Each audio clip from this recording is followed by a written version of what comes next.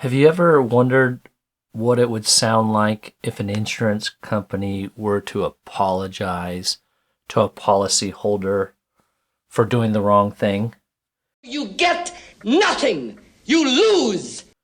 Unfortunately, it's probably what you would anticipate an apology from the insurance company sounding like, even if they're sitting before a Senate hearing on insurance claims practices with storms that haven't gone well. Good day, sir.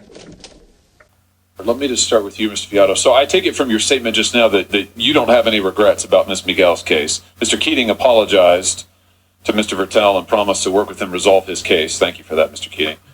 I didn't hear anything to that extent from you, Mr. Fiato. So you think Allstate handled it just fine? No, I stated in my statement that I regret that Ms. Miguel is unhappy with the... Yeah, well, that's like saying, I'm sorry you're unhappy, right? That's, I apologize, but I don't apologize. Would you like to apologize to her now? Maybe I just misunderstood her. I would like to say, is Ms. Miguel here? Go ahead. I'm sure she's watching. Hi, Ms. Miguel. I'd like to say, I want to make sure that we get your claim resolved to your satisfaction.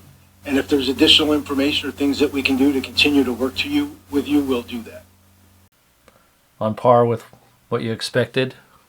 It's nice to get to see, for so many policyholders and contractors who feel like the process has not gone well in an insurance claim, to see a senator saying, "Oh, you didn't apologize at all." I apologize, but I don't apologize. Would you like to apologize to her now? Maybe I just misunderstood her. Oh, she's here. Oh, hi. Hi, Ms. Miguel. Hi.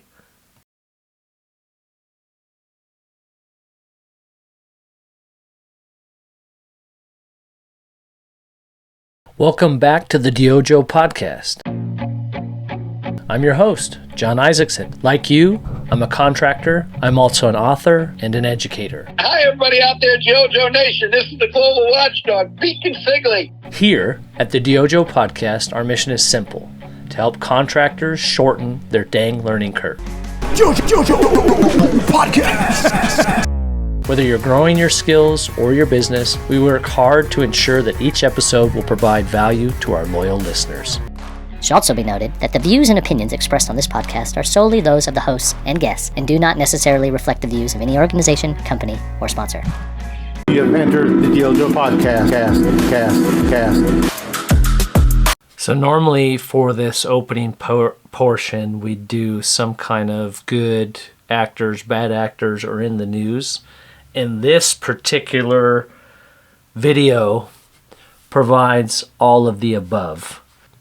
So let's get into it. This is a 8-minute video from Off the Press. It says Josh Hawley grills Allstate over insurance claims practices. I'd like to say, I want to make sure that we get your claim resolved to your satisfaction. And if there's additional information or things that we can do to continue to work with you, we'll do that. Okay, so who is Mike Fiato, Allstate?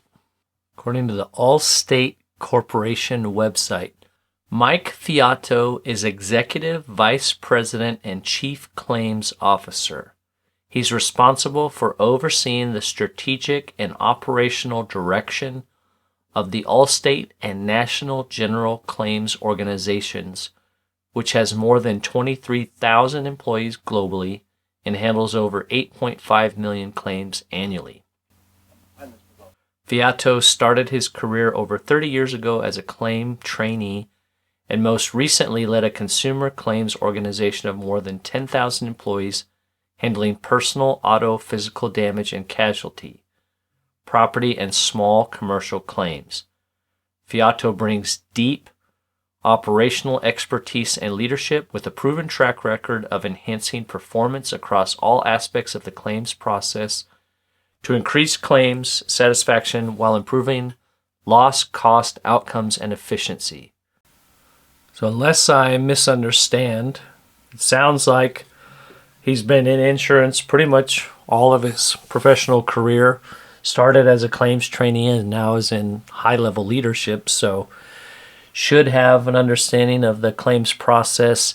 Should be noted, if you started 30 years ago, the way I think most contractors, I've been in it since 2002, would say the way claims were handled 30, 25, 20, even 15 years ago is very different than the way they're handled now, especially with the prevalence of third-party administrators on the contracting side, and as this hearing will bring out, on the even the adjusting side. So some consumers may be surprised to know that even if an adjuster comes out, it may not be an actual employee of the company. It may be an independent adjuster that works for a third-party administrator. We'll get into that in a minute. So this video, this is an 8-minute video that's part of, from what I could find, was a 2-hour-long hearing before the Senate. Today's the 14th of May, 2025, so I believe that happened about a day ago, or on the 13th. And you can hear her testimony. I think we're going to do a longer episode on this. You hear her testimony about her claim. The first independent adjuster that went out to her loss. So this was a storm damage. In this case, Allstate worked with Pilot, which is a third-party administrator that dispatches independent adjusters, meaning adjusters that are not direct employees of Allstate or ABC Insurance. They go out, assess the damage, take documentation. They have to be licensed adjusters. Usually they are like 1099 employees of Pilot, so they carry their own adjuster's license. They carry their own bonding, errors and omissions insurance, and those kinds of things. So they go out to the best of their ability, take documentation, usually create estimates, maybe an Xactimate or Symbility, depending on the insurance company. Send that to their third-party administrator. There may be levels of review where they're saying, hey, this is the way this insurance company prefers to see things, or their company guidelines. And there may be some back and forth there before it gets sent to the insurance company. And in a prior episode, we did discuss this, especially out of Florida, where, where lawyer Stephen Bush is representing whistleblower adjusters who allege that multiple insurance companies, including Heritage Insurance, which is based in Florida, altered damage reports after Hurricane Ian to reduce payouts to homeowners. And then they changed your scope to represent the insurance company's guidelines. I found this on the Hurricane Ian show on YouTube. You, representing the insurance company, went to the policyholder's house. You viewed the damage yourself. You wrote a scope of the damages and estimated the damages. And then they changed your scope to represent the insurance company's guidelines. And that scope that they represent, they left your name on it. Yes, sir. Say what? Shenanigans. This was covered on CBS 60 Minutes, which we touched on as well. There's a Florida criminal investigation open, but no arrests have been made. You messaged in Instagram, slid into my DMs. Well, hello, beautiful. That you said you stumbled across the book at just the right time. He grammed me. This book, John, it gave me an inspiration. Dang. It is a playbook in how you can progress on. I saw this book on Amazon. Be intentional it looked estimating. like it was a standalone. It was original. There's nothing like it out there. Dang. It is developing your mindset and your habits for success. This book, I read it as soon as I got it. And when I was a water technician, and it actually broke down everything that you would need to think about, hey, this is actually something that I can do. I would rather you just said thank you and went on your way. Be Intentional Estimating, the most mediocre book available on the market. There's nothing like it out there. I apologize, but I don't apologize. Would you like to apologize to her now? Maybe I just misunderstood her. I'd like to say, I want to make sure that we get your claim resolved to your satisfaction. And if there's additional information or things that we can do to continue to work with you, we'll do that. So going back to this particular Senate hearing, this policyholder had this first independent adjuster. According to him, he spent too much time on it. They kicked him off. They sent a second adjuster out. He had even more experience than that guy, but he testified as well before the Senate hearing that they altered or collaborated on his estimate and cut it down. And so for him to say, and if there's additional information or things that we can do to continue to work with you, we'll do that. I'm unaware, or maybe we need more details. Well, you've already had 2 independent adjusters out there. You've got reams and reams of documents. Now, obviously, to be fair, no one looks good when they're on trial or before a Senate hearing. The Senator Hawley is obviously dialed up and ready for battle and running the show. So even if you did things right, you're probably still gonna, look otherwise. But here's him apologizing to the policyholder. Whether that will lead to anything, that's what we'll see. Whether this Senate hearing leads to anything, that we'll see. Another one of the points that they brought out in the broader hearing is that many of the local state insurance commissions, even when they're hand-delivered evidences of bad faith, are either powerless or refuse to do anything. So part of this hearing is to potentially get the federal government involved. A lot of times what I would say is we don't necessarily need new law. We just need them to enforce the existing law. I noticed that you said in your written testimony, you just repeated it here. Let me make sure I get this right. I'm going to quote you now. We live and breathe our motto, our customer's worst day needs to be our best. Our customer's worst day needs to be our best. Is that the Allstate motto? I thought it's you're in good hands, right? Everybody knows that one, but our customer's worst day needs to be our best. Allstate. Well, Allstate does say global, okay. Our people, global code of business conduct. Our people make us a different kind of company. At Allstate, we dare to be bold. It's only through our collective power that we achieve greatness as a company. Through daily acts of integrity that protect and empower our customer, it all starts with us. Global code of business conduct. Okay, well, I can't find that particular statement. I have to tell you, Mr. Fiato, based on the testimony I've heard today, based on the witness statements I've taken for witnesses, it sounds like to me that it really ought to be amended to say that our customer's worst day is your big profit opportunity. Oh, okay. Hawley did not come to play. Fabulous. I mean, we've just heard testimony here, sworn testimony from multiple adjusters that your company ordered them to delete or alter damage estimates to reduce payouts and to make you profits. Okay, delete or reduce for the purpose of profit seems to be the point that he continues to go on in the longer video and even in this shorter video. It sounds to me like you're running a system of institutionalized fraud. Wow. This is not a game, cupcake! That would be incorrect, Senator. That's not what we do. So you have never ordered, Allstate has never asked an adjuster to change an assessment on their report. Okay, so he's asking him directly, does Allstate direct people to change their estimates? When we review an adjuster's estimate, most often for authority requests, so most adjusters have an amount of financial authority that they can settle claims up to without having to... No, wait a minute. That's not what they testified to. This is interesting because those of us in the insurance ecosystem understand this. The 2 people that testified were independent adjusters. Unless I'm wrong, in a storm situation, they have no authority. They're not direct employees of Allstate, so they don't have any authority to create a payment. They're being hired to document, send a goodwill, good faith estimate to their third-party administrator to send to the insurance company so that a payment can be expedited. So what they testified to, and I'd strongly encourage anyone listening to go back and watch that. I'm about halfway through that longer video. Like I said, we'll cover that. But this is either there's some cognitive dissonance with what actually goes on at the claims level, or he knows he's talking about something that's unrelated to what they're talking about.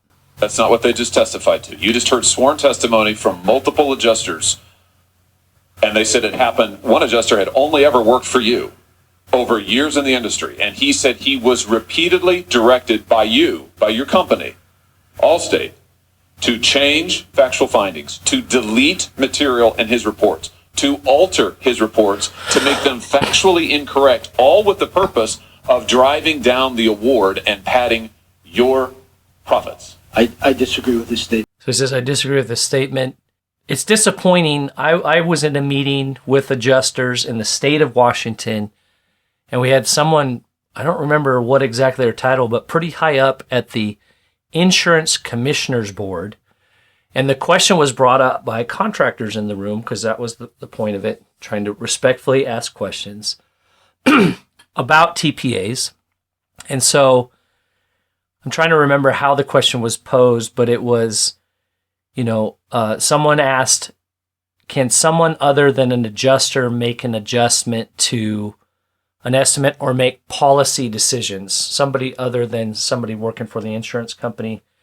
And kind of the gist of it, number one, it was clear they weren't aware of what the third-party administrator system is, or were pretending that they weren't aware of it. So trying to explain, how do you explain that to somebody? So homeowner buys insurance from ABC Insurance. Homeowner has a claim. It used to be you could go to your insurance agent and they'd pay the first part of the claim right out of their office. That was part of the point of having a local agent, right? And then an adjuster would come out and meet with you. I've been doing this since 2002, and it was pretty frequent that you would meet with an adjuster. I'd say on the majority, over 75% of the claims that we had, you would meet with somebody. So, can I inspect your home?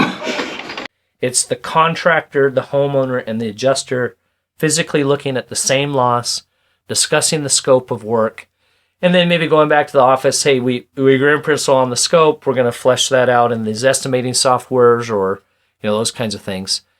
So, whereas anymore, that's not the case. And so anymore, when the homeowner, they're not calling their agent, they're calling the 1-800 number. The 1-800 number is dispatching somebody in their Rolodex, aka a preferred vendor, aka a third-party administrator.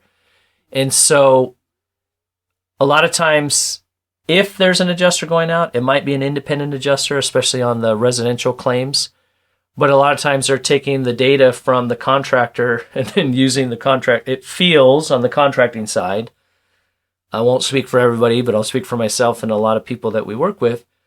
We're the ones that physically inspect. We're the ones that present all the data, the sketch, the photos, the measurements, the scope of work, deal with the customer, and try to do the right thing. Obviously, there's definitely bad actors. And then that data gets used against us to beat us up for, on the claim side. That, as you describe it, would not be very effective at all.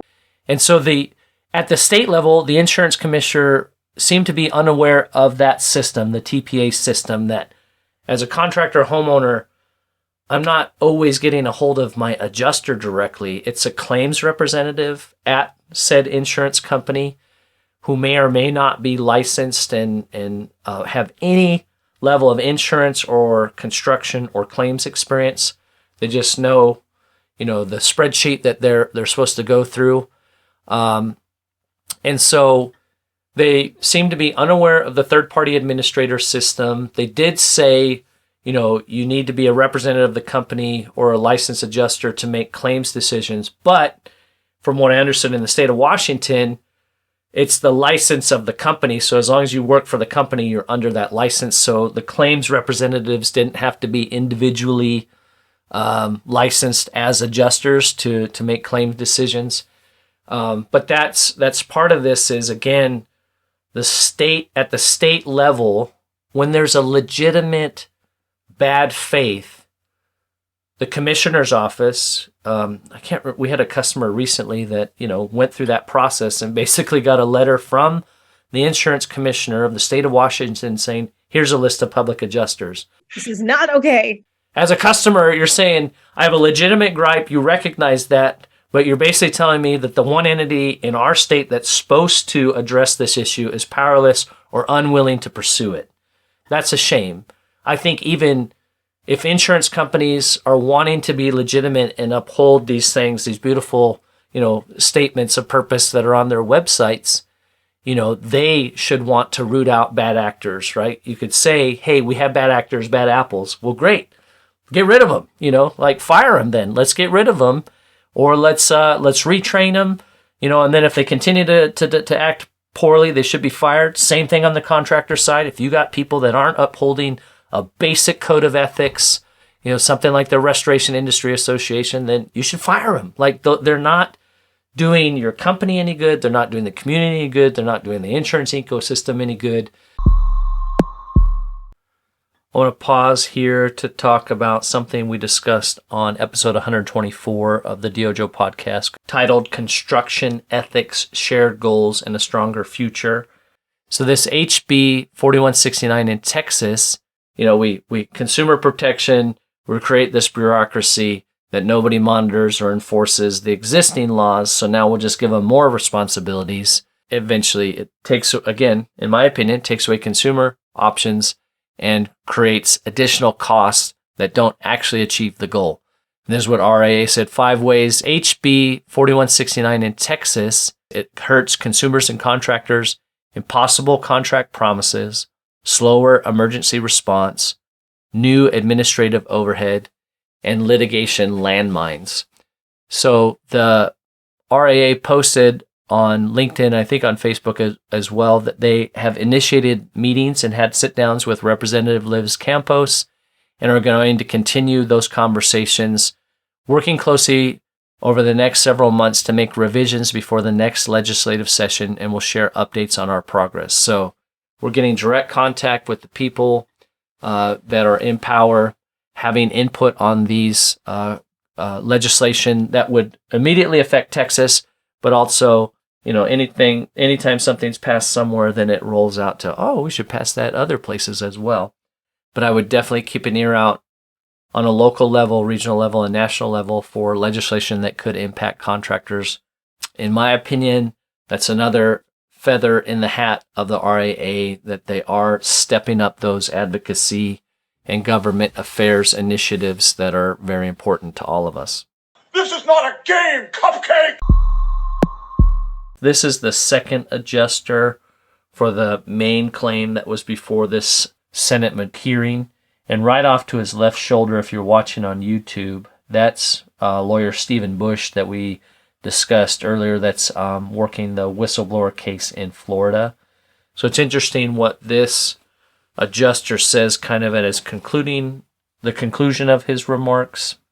But for those who do hire experienced contractors, public adjusters, or attorneys to represent them, that many merely lose interest and quit because the time involved is not worth the compensation and the effort. The tactic seems to be working as designed. So he's, talking about basically the delay, deny, defend that he's observed as an independent adjuster. Insurance contracts are built on trust, promising ethical and fair claims handling. These new current practices risk violating that trust, leaving policyholders underserved. You buy an insurance policy, you expect it to do what the contract says.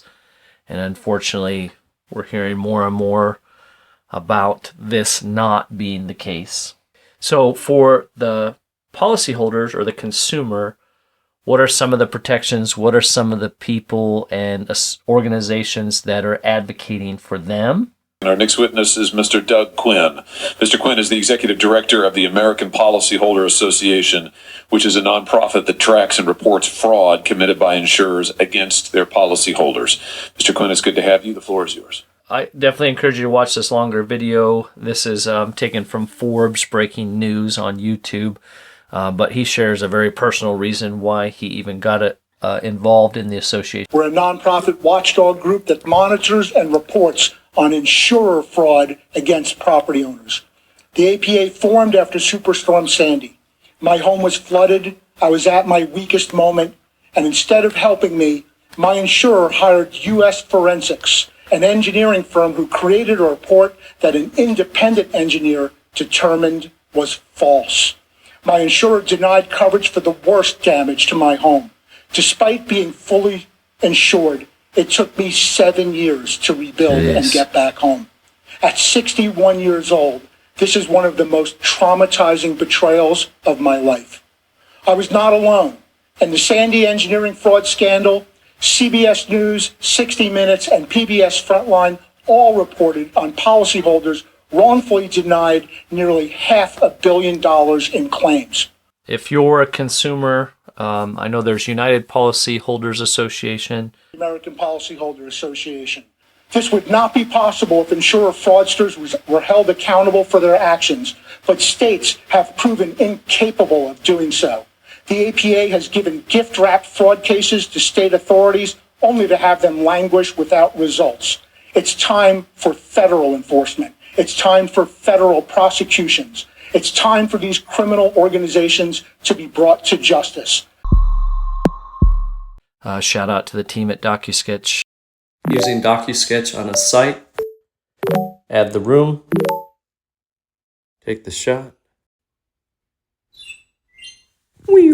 One of the things that is super helpful, in addition to if you can give me a 360-degree scan and a couple good labeled photos, we can write estimates. So we train our team, have created an SOP and replicated that with people that have no industry experience to create a real consistent process so that our estimator is able to use that data to create good estimates.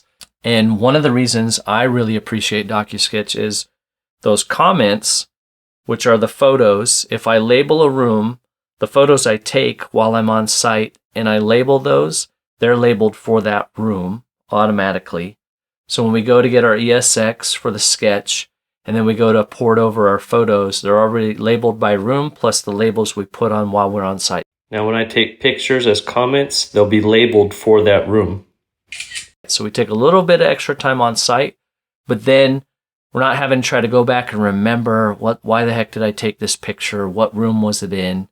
Or the estimator trying to interpret that. Or if you're sending the data, from another state, to be able to have a consistent process. So just taking a little bit more time while you're on site to communicate clearly with everybody down the line, or even if you're a right run estimator, taking that little bit extra time on site, you sit down and you're finally going to write 4 estimates. You're not having to remember, well, which room was this in? It's labeled, it's by the room, easy to port over. So just want to give a shout out to DocuSketch for the help they've given our business over the years. And then, recently at the RIA by helping us upgrade our camera. So Senator Hawley, credit to him. Of all the people that have spoken on insurance things, he seems to be up to speed, at least with the basic premise, not of how insurance is supposed to run, but how it currently runs. And I think that's a big distinction.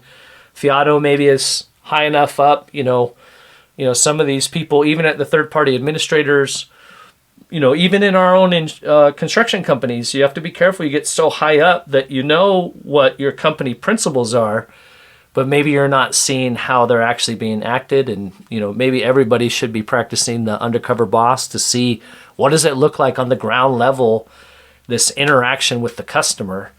And so it's nice that he apologized, but is he going to go out in the field and actually see what that looks like? I'm now before a Senate hearing. Maybe I should actually dig into this file and meet with this person. That might not happen. So I apologize, but I don't apologize. Would you like to apologize to her now? Maybe I just misunderstood her. Again, not in how insurance is supposed to work, but how insurance currently is working in the modern market. And your profits have never been better. I mean, they're really quite. What do you say? Your profits. I profits. This statement. Well, I have to notice that. I mean, your profits have never been better. I mean, they're really quite extraordinary. Fiscal year 24, Allstate had $64 billion in revenue. That's 12% above the previous year. You made $4.6 billion in profits. And your CEO, Tom Wilson, last year was paid $26 million. Now, Ms. Miguel can't get her claim paid out. So her initial payout was $46,000. The first independent adjuster's estimate was $497,000.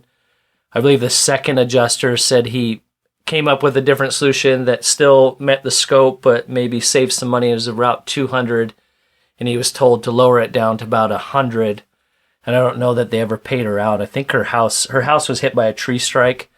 So again, as contractors, we tell people all the time, it doesn't matter what we make as long as we come by it honestly. You know, as long as we're not ripping people off, like we believe in an open market, right? So it's not that we don't want insurance companies to make money, but insurance companies should not be making money by hosing their customers.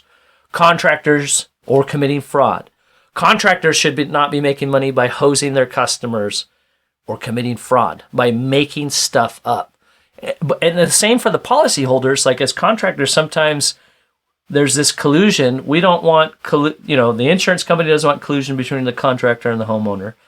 And there shouldn't be collusion between the contractor and the insurance company. There can be collaboration. I know we're talking about fine lines, but so it's like the profits aren't the issue. It's like you're telling this lady, we can't fix your house even though we're contractually obligated to do so. But we got record profits, growth every year, and our CEO is making almost $25 million. Tom Wilson, whoever the heck he is, gets $26 million per claim paid out. But Tom Wilson, whoever the heck he is, gets $26 million. I mean, that's really extraordinary. It's pretty extraordinary. I mean, these are powerful, powerful people, and the senators get to do what a lot of people who have felt wrong would like to do. Tom Hill, whoever the heck he is. Do you not have the money to pay people like Ms. Miguel? Why is she not a priority, but Tom Wilson's salary is? We paid Ms. Miguel's claim. No, you didn't. Beautiful. I mean, she's probably sitting there just clapping her hands. No fluff. We paid Ms. Miguel's claim. No, you didn't. You have given her a paltry sum. Your own adjusters, you said in your testimony just a second ago, you sent out an adjuster. In fact, you sent out 3. And 2 of those adjusters testified just now under oath that your company ordered them to alter their reports against their will, contrary to their advice, and in fact to render them factually inaccurate. That's extraordinary. I disagree with their statement. You disagree that's what they said?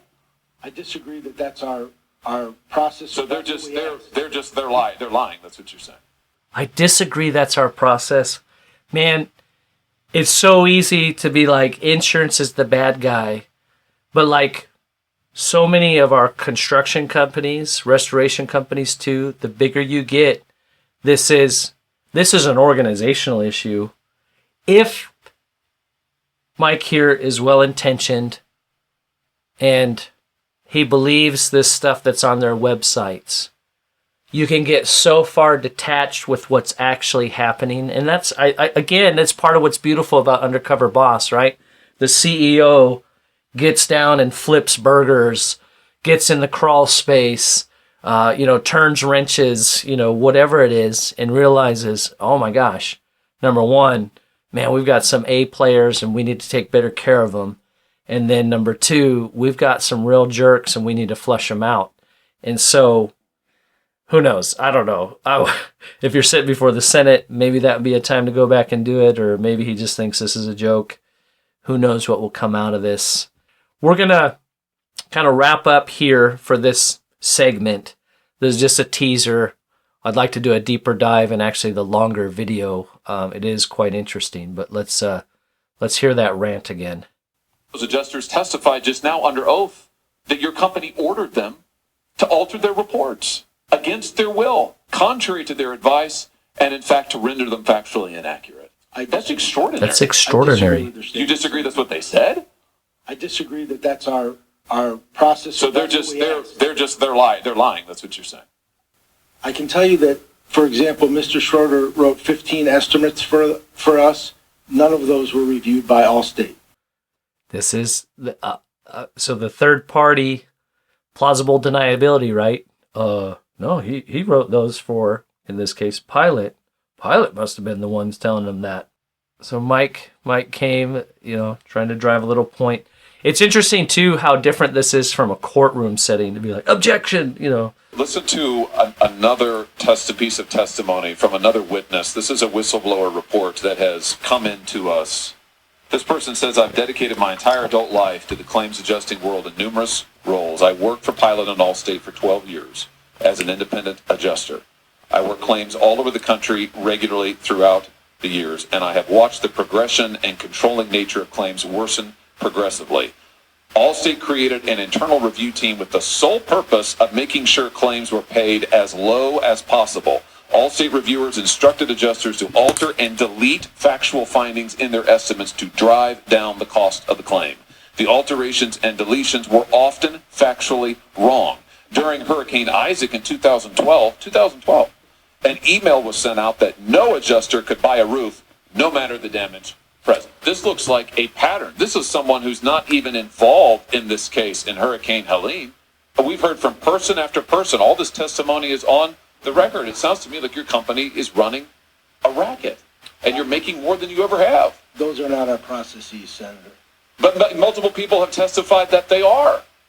In fact, this really all goes back to a strategy that your company pioneered with the McKinsey company back in the 90s. Isn't that right? Let's just take a look here. You get nothing. You lose.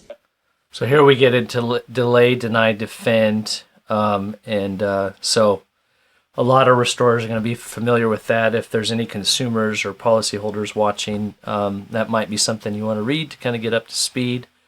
But this, what is this part again? This looks like a pattern. Those are not our processes, Senator. Those are not our processes. So this is a bad actor, right? This is somebody lying. Multiple people have testified that they are. Good day, sir. The DYOJO is the Do Your Own Job Dojo. That's what you need for a team to be successful. Everyone to do their own dang job. You do your dang job. I'm doing my dang job. We have a fighting chance. That's a wrap for this episode. I'm John Isaacson, and it's been a pleasure sharing insights to help you shorten that dang learning curve. This is the stupidest thing I've ever heard. If we have been helpful, please like, share, comment, and subscribe. If you'd like to learn more about our education and outreach efforts, please check out our website, thedyojo.com. My 5 books for the skilled trades can be purchased through Amazon, including my latest, P2T, Preparing to Thrive in the Modern Workplace, which was written to help employers and young professionals build success together. Life's real good, buddy. Thanks to our guests and sponsors for making this possible. Until next time, keep thriving in the trades. DYOJO Podcast, over and out.